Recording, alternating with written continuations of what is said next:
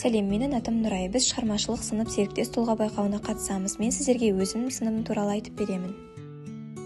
Аягөз Абай облысының тарихи, мәдени маңызы бар және теміржол торабы тоғысқан қала. Біз Аягөз қаласы нөмір 3 жалпы орта білім беретін білім мен өнерге, спортқа құштар 10 сынып оқушыларымыз. Біздің сынып ұлттық құндылықтарға да аса мән береді.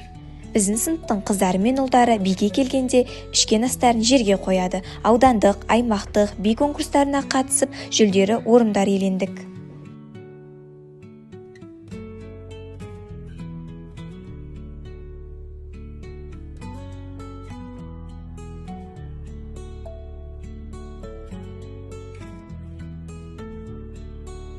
Ән көңілдің ажары. Ән айтқанда сынып жетекшімізбен бірге қосылып шырқаймыз.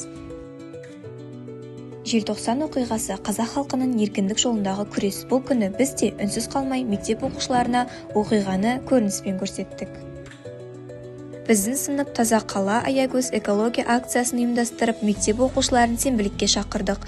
Көше тазалығын ұйымдастырып, құстарға ұя жасау акциясына белсенді қатыстық.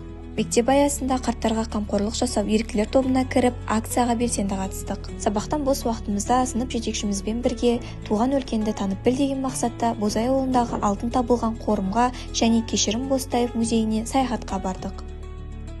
Қала бойынша қазақтың ұлттық киімдерін дәріптеу челленджіне қатысып, жүлделі орын алдық. Біздің сыныптың оқушылары мектептің парламент мүшелерінде бар. Біздің сынып жетекшіміз мектептен ауысып жатқан балаларға ақ жол тілеу мақсатында гүлдер отырғызады. 9 сынып бітіріп аттестат алу құрметімізге сынып жетекшіміз бізге өз атынан сыйлық жасады. Ол біз үшін өте әсерлі болды.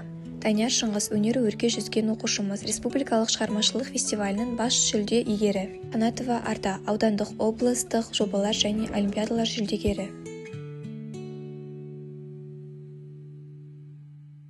Рамазан Әлхан Серғазы Ахниет кудодан және қол күрестен облыстық жеңімпаздар. Али Алихан аудандық, облыстық, республикалық декарбинация жобалар байқауының жеңімпазы.